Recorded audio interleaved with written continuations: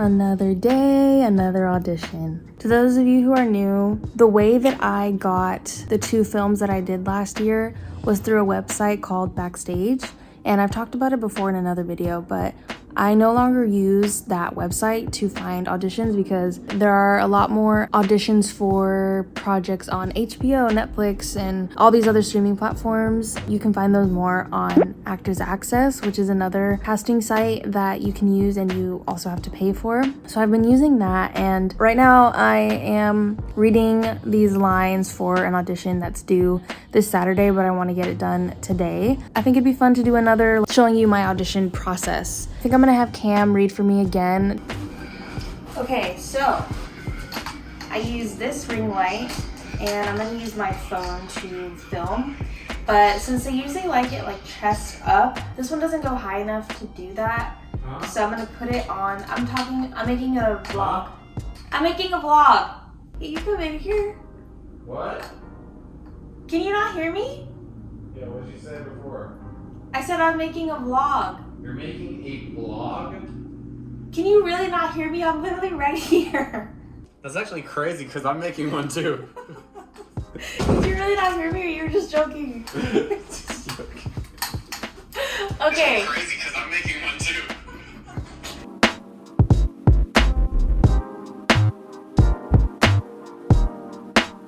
This is what it's gonna be, but I'm gonna lower this because it'll be too tall. Maybe actually. It's been a roller coaster. There are so many shots. So I film against this wall right here. I was going to film with the front facing camera like this, but then I won't be able to see if I'm in frame or not. Okay, so this is the setup. Okay, let me get in the zone. Hold on.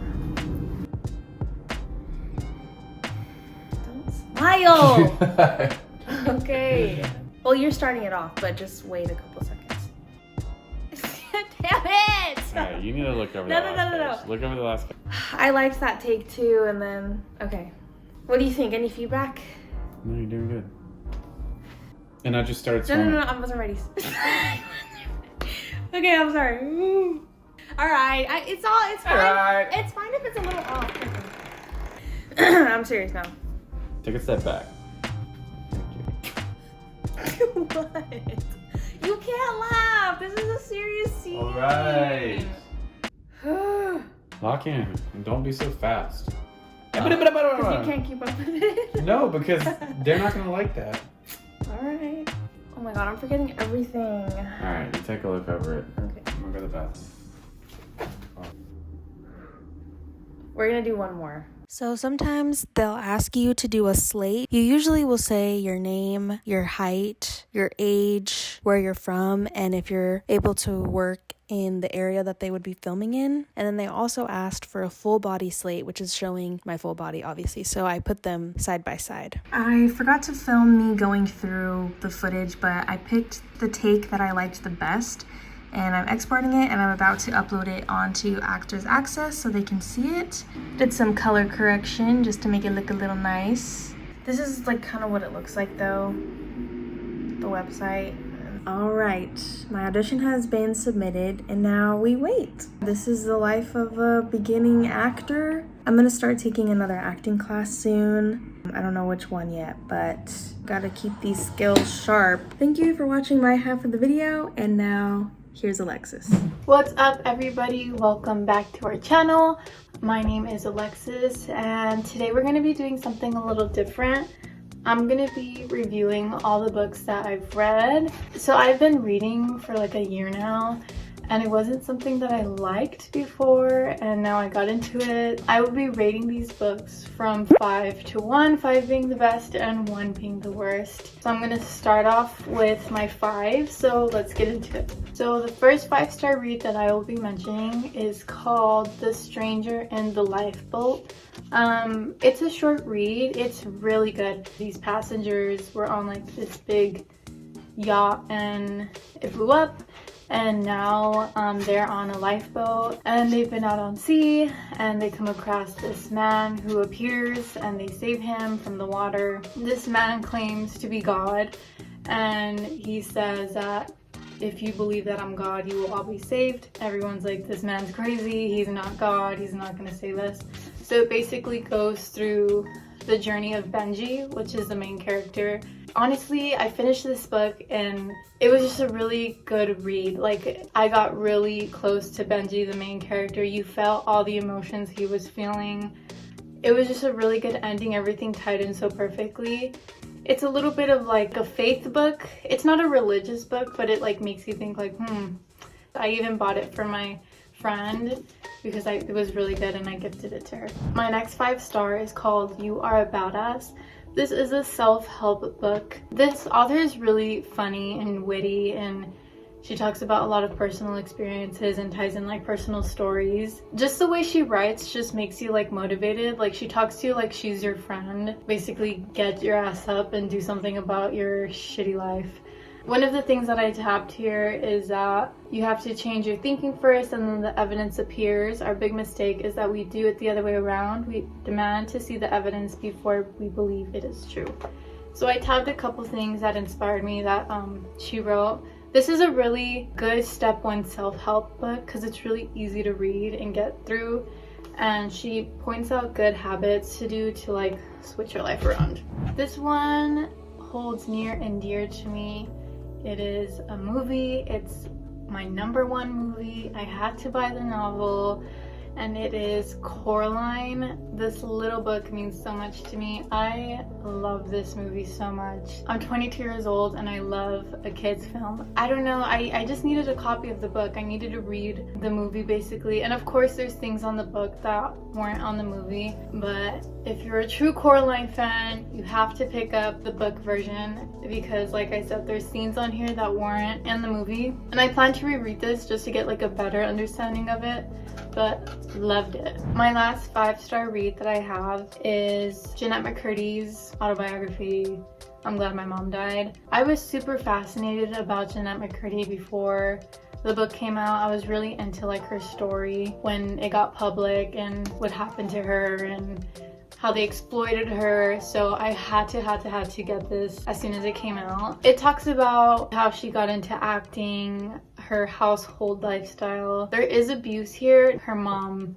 basically abused her like mentally and was just a manipulator to her, and you really understand why she titled it this. Her mom was just out of pocket, and Jeanette basically grew up thinking that this was her mom's way of loving Jeanette and this was how they would get closer. And it talks about like her eating disorder, how her mom put her on like a diet at like 12 years old. It's insane. Such a good read. I grew up watching iCarly, so it was really interesting to see like this side of the narrative of her life. Alrighty, next are my 4-star reads. I have 3 books to show you.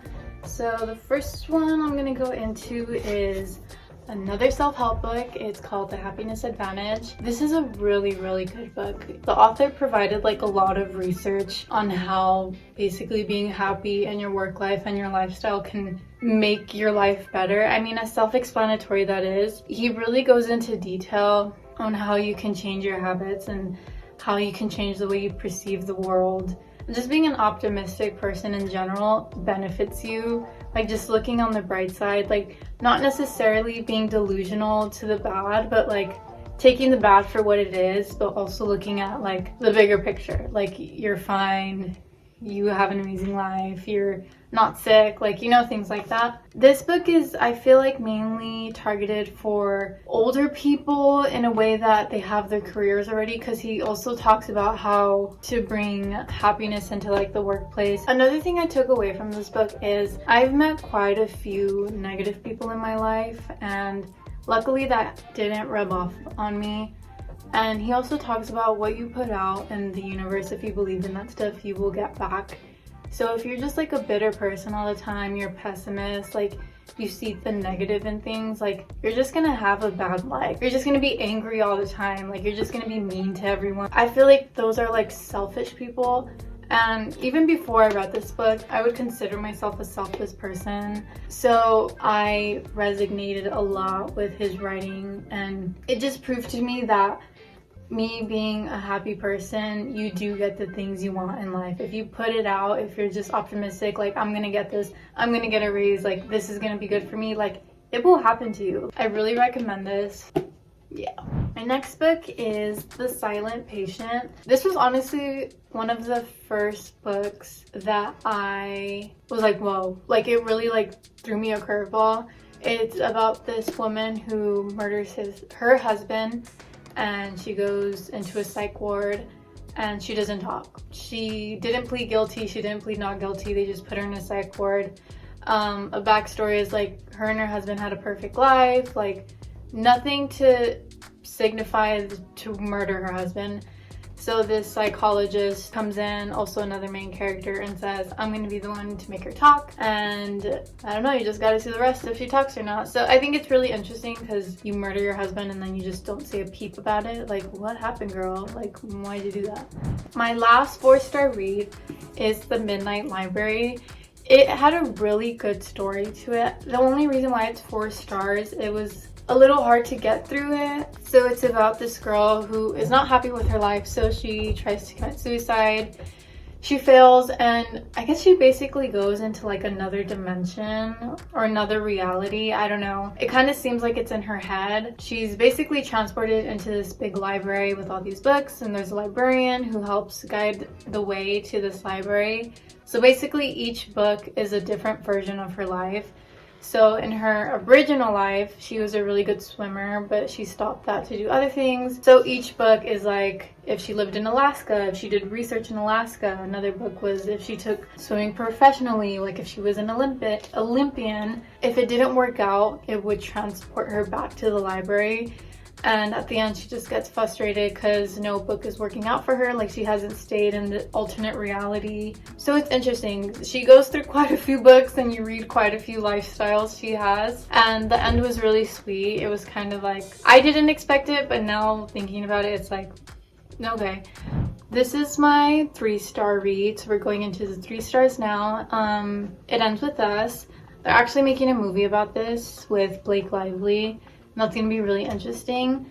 So this is about a character named Lily, and she's had a pretty hard life, but that doesn't stop her from having a great life. She moves out of her hometown and she meets this guy. He's a neurosurgeon. Things are kind of too good to be true, which they are, because he ends up abusing her, but he like manipulates her to thinking that it was her fault for him abusing her. Trigger warning, there's physical abuse. Then there's this other character, Atlas, and she used to have a thing with him a long time ago, and he comes in later. It's a good romance read. Colleen Hoover books are really easy to get through. There's no slumps, there's no delays. My next 3-star read is called The Making of You.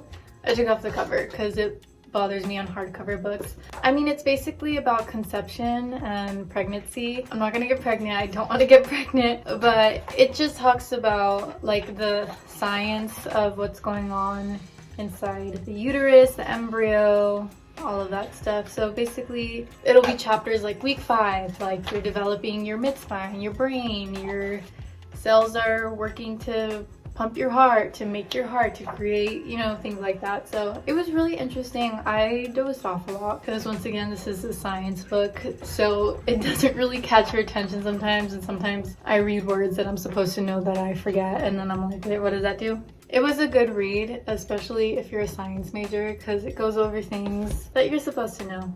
Alrighty, so lastly we're going to go into my 2-star reads. The first one is called November 9th. It's about a boy and a girl, and they meet in a certain way that I don't want to spoil, and basically, I think it's every year or every couple years, I forgot. Alrighty, my phone died, so we're filming on my iPad. As I was saying, they meet every so years or something on November 9th. Yeah, it was just a lot of back and forth. It was hard because it's like just be boyfriend and girlfriend already. Also, they don't live in the same state. I don't know. It was an interesting romance novel. My next book is, which I'm really sad it let me down because it's really overhyped and there's a movie about it, The Virgin Suicides. This book was unexpectedly, unreasonably taxing to read. The way the author wrote it was just interesting. Like, it didn't need to be hard. I don't know, it was just a hard read. I mean, you got the gist of it. It's about a group of sisters, 5 of them, and they all commit suicide. It's basically written from the boys' point of view, so like the neighbors, there were a group of boys. They were the neighbors to the Lesbon family. They were just obsessed with the sisters and their lifestyles, and they're beautiful, whatever. I wish it was easier to get through, but it was not. So my last book is On Earth We're Briefly Gorgeous. This is like a non-fiction. It's about the author. He's, I think, Vietnamese, and he just talks about his life growing up poor. It was only him and his mom. He would get bullied as a child because he was different from everyone else. He was also gay, and he comes out to his mom, and his mom doesn't really understand what's going on.